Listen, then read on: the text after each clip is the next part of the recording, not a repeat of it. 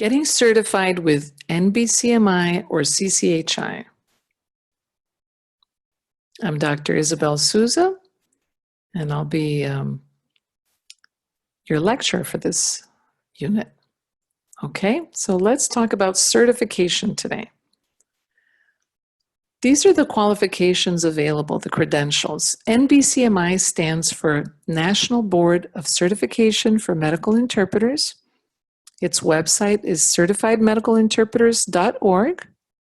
It provides two credentials, the CMI credential that stands for Certified Medical Interpreter. And in order to get that credential, interpreters need to do a written exam, pass that, and then do an oral exam. And it also provides a hub credential for the other languages in which candidates take a written exam and get the hub credential. CCHI stands for Certification Commission of Healthcare Interpreters. Its website is cchicertification.org. And it provides two credentials. CHI is Certified Healthcare Interpreter credential that interpreters put after their name. They also have to take the written and then the oral exam, pass both in order to get that credential. And Course CHI is the Course Certification Healthcare Interpreter credential, where interpreters take only the written exam. And this has to do with languages, and you'll see this in the next slide. So the languages for written exam are all languages because the test is provided in English. The written exam typically tests the knowledge areas, so it's standards of practice, roles, also the ethical issues. So basically, you know, the knowledge that interpreters need to have, and medical terminology as well. So it's tested in English, and it's done on the computer. Now let's talk about the oral exam. So as of August 2020, this is what languages are available for the oral exam. So NBCMI tests in these languages: Cantonese, Korean, Mandarin, Russian, Spanish, and Vietnamese. And CCHI does the oral exam in Arabic, Mandarin, and Spanish. So if you work in any of these languages, you will definitely be requested to take both exams. And you'll notice here that both of them provide Mandarin and Spanish, so those of you that speak those languages will have that choice, and those that, you know, speak other languages will probably do the oral exam that's available to you. Let's move on to the next language. The next slide. Prerequisites, okay? See the websites for details because they may change their prerequisites, but these are currently the prerequisites as of August 2020. And so right now, both of them have 18 years of age with acceptable proof, high school diploma or GED, and CCHI actually adds or equivalent from another country. I don't think that's different for NBCMI because a high school diploma is a high school diploma regardless of the country. Completion of 40 hours of training, and also documented oral proficiency in English and documented oral proficiency in a target language. Now, note that even though it only requires a 40-hour training program, many interpreters who only train for 40 hours simply won't have enough knowledge to pass the exams. So this requirement will probably change because 40 hours is simply not enough to train medical interpreters. Let's move on to the next slide. Training prerequisite. Basically, the successful completion of a registered and approved medical interpreter educational program.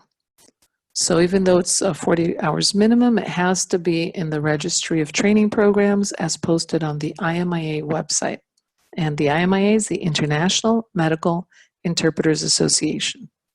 So MIDIO is definitely approved by both of these certification bodies.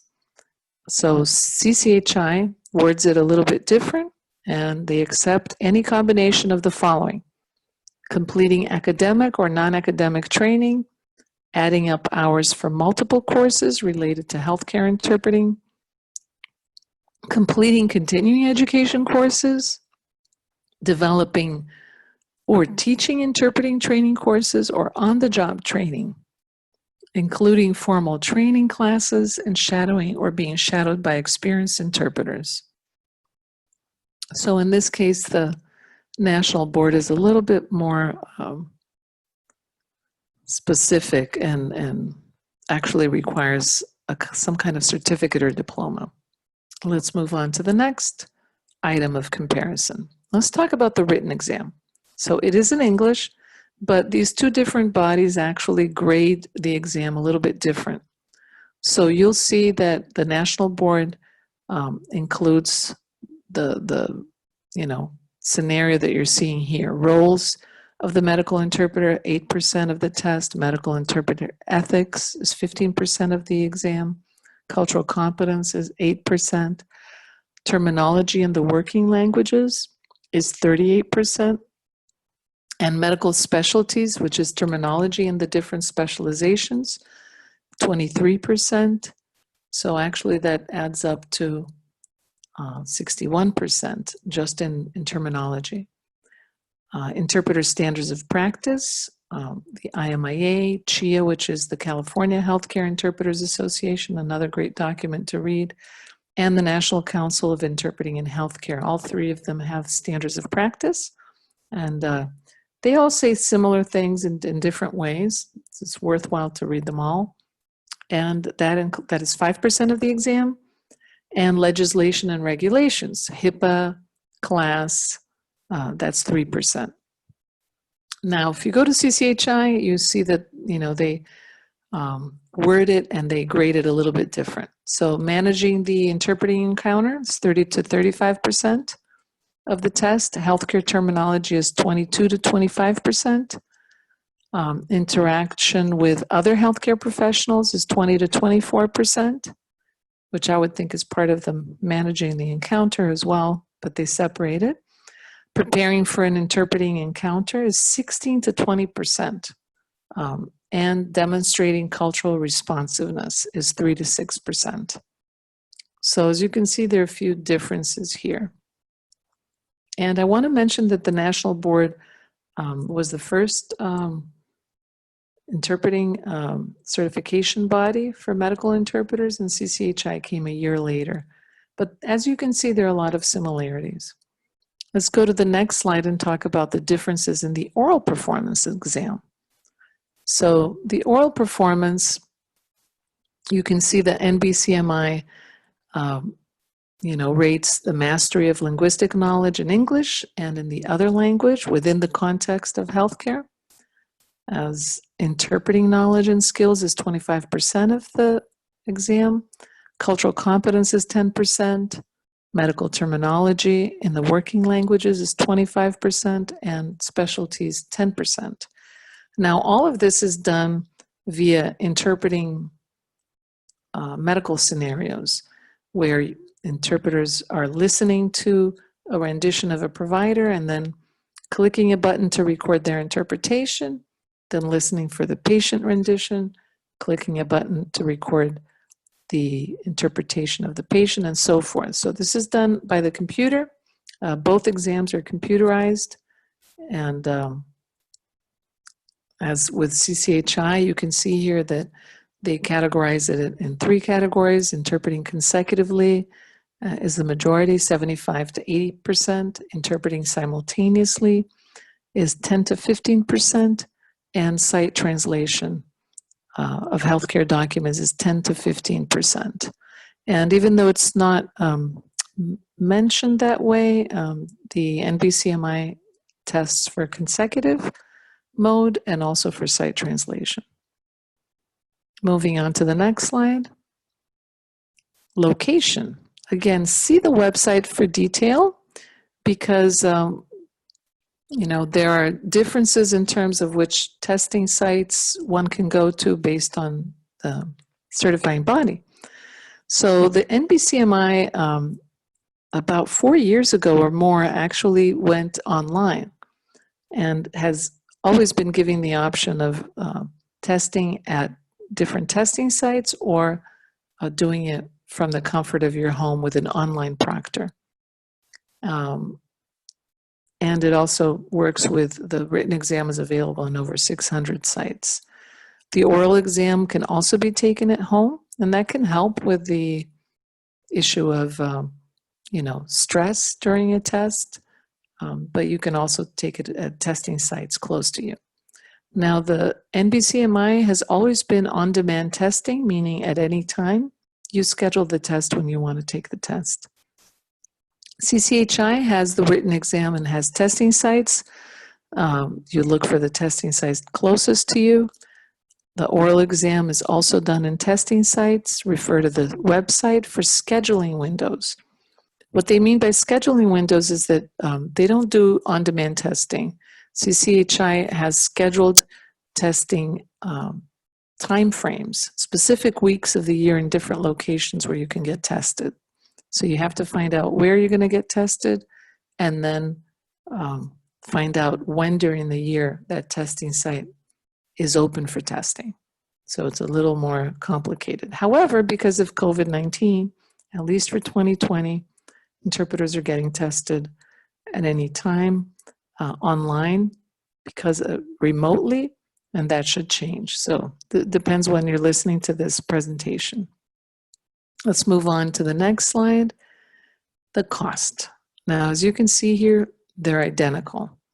So neither organization wants cost to be a determining factor in your selection. So the application fee is $35. This is when you submit your language proficiency documents, you submit your MIDIO diploma, and an ID proving your age, and then you will be approved to take the exam. Now, I will mention that the National Board, or NBCMI, uses the verification method where they verify every application. CCHI uses the auditing method, so they don't verify all of the applications. The National Board and CCHI have the same written exam fees and oral exam fees. So this is the price, which seems to be exactly the same, but you'll see on the next slide that there's a bit of a difference. And that difference has to do with the recertification requirements. And the difference is that recertification occurs every 5 years with the National Board and every 4 years with CCHI. So even though the cost is the same, you may have to pay for recertification more often if you are a CHI or a core CHI interpreter versus a CMI or a hub interpreter. So other than the time frame difference, both of them don't require testing, and they have very similar number of hours of continuing education required. However, think about it, 30 hours in 5 years is 6 hours per year, and 32 hours in 4 years is 8 hours of continuing education per year. Another difference is that in the National Board, those 30 hours can be performed at any time during the 5 years, and they just have to be related to healthcare interpreting, so long as they are in a subject matter that will enhance the skills of a healthcare or medical interpreter, even note-taking, for example, they will be accepted. These CUs are approved. Now, for the CCHI, they do require 16 hours of those CUs to be completed in the first 2 years, and then the other 16 hours to be completed in the second 2 years. Now, CCHI has an additional requirement for certification, and that is that 40 hours of healthcare interpreting experience has to be documented. And again, they require 20 of those hours to be recorded in the first 2 years and 20 of those hours to be recorded and documented in the second 2 years. So these are important requirements to once you get certified, because if you don't meet these requirements, you don't get recertified, and you would have to start all over again. So nobody wants to do that. And I will mention one last thing before I end this presentation, but Dr. Nelva Lee, who's the president of MEDIO, actually was the first chair of the first national certification for medical interpreters. And that was because she was the chair of the National Board of Certification for Medical Interpreters. We don't recommend one over the other. We believe interpreters are professionals and should investigate, go to their websites, look it through, and make a decision as to which entity you wish to be certified by. And this is the end of this presentation. I thank you very much for listening.